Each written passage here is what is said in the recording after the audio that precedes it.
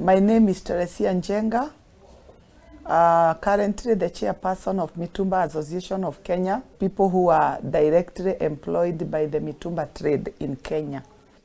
And we have a database of about 19 million Kenyans who depend directly and indirectly on Mitumba trade. Kwa majina ninaitwa Purity Wambui, ninafanya biashara ya kuimport mtumba, niko Gikomba market. Nilikuja Gikomba 2002, kutoka 2002 mpaka 2018 nilikuwa ninafungua belts za viatu kule chini Majengo.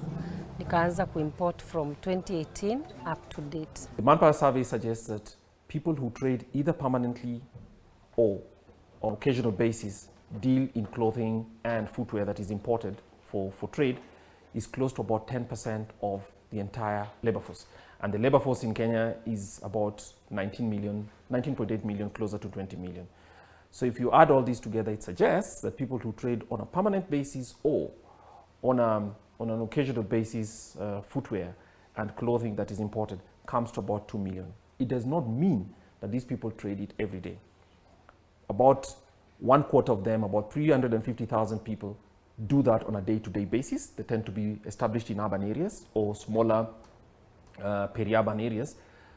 But other people who trade in clothing, either directly or who are like tailors or people who transport from one point to the other, dealing with imported clothing comes to close to 2 million people. So it's widespread throughout the country.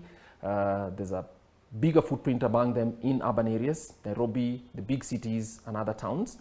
And then there are the others because of the transport of these services, of these goods, who trade it in other parts of the country. Jina niite Jeff na niko hapa kwa mtumba. Hii watu ni wengi sana wenye wanategemea mtumba. This is Anatoth Mitumba. I started Mtumba 15 years ago, and katika kwanza kwangu I was just a housewife.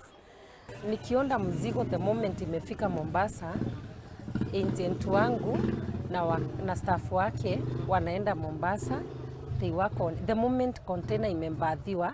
Sasa wakas wetu na agents wetu on this side now, the Kenyans ndio wanaishughulikia mpaka ifike ICD. Cheni ya wale watu tunafanya na wao kazi kutoka container ikifika up to sai, maybe it's around 30. Wale individuals wenye wataguzana na hii container ya pure moja tu. Itangwa Mutuko Bernard Bai, nilikuwa nimeandikwa mahali nikafutwa kazi. Mimi ngaamulia sasa kuuzanga hizi ndio nalia watoto wangu nayo. Biashara mtumba kusema ukweli palitumanzia bro. Itroli na kubeba kwa mabega. Hiyo ndio kazi ambayo vijana tunafanya huku kwa wingi sana. Mitumba trade is a legitimate business which is earning a lot of revenue in the country.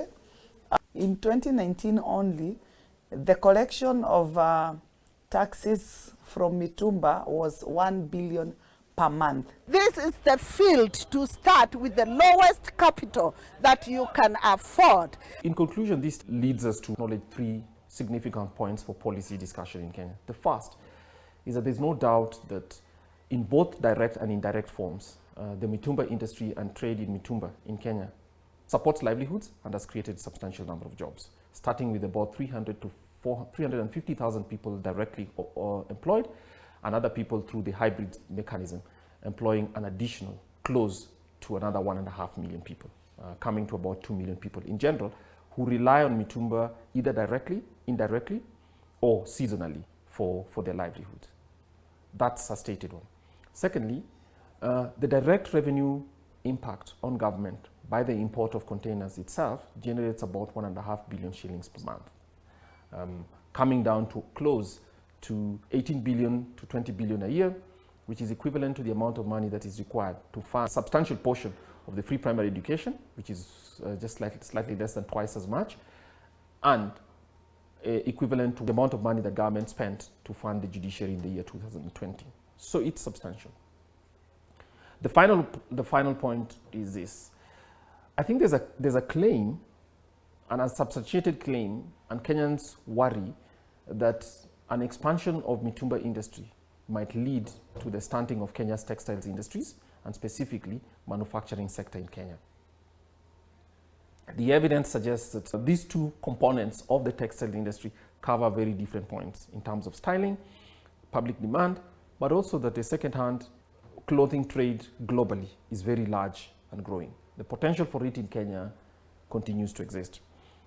Protectionism is not useful, partly because it will not necessarily mean that the abandonment or the ban on mitumba will directly create jobs in the other manufacturing sector. So Kenya's manufacturing sector should and can grow on textiles manufacture, but we are not convinced that it can only grow by government ban on imports. The sector is also very, very sophisticated. Part of Kenya's imports feed off the import of used clothing material, which is then finished off and actually exported into the country.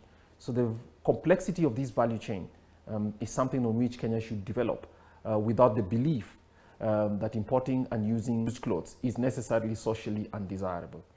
I think it has both economic use and, more importantly, when Kenyans of different income levels decide to buy or to purchase from one side of the market or the other, I think that decision should be respected. Mitumba and textile industry in Kenya can coexist because there is customer base for all of them. Kuna mtu alikuwa anakuja kwa kibanda yangu ananunua nguo ya 500, that is at 20 bob. Today they have built houses, they are driving. When I go to park my car, I also get them parking their cars.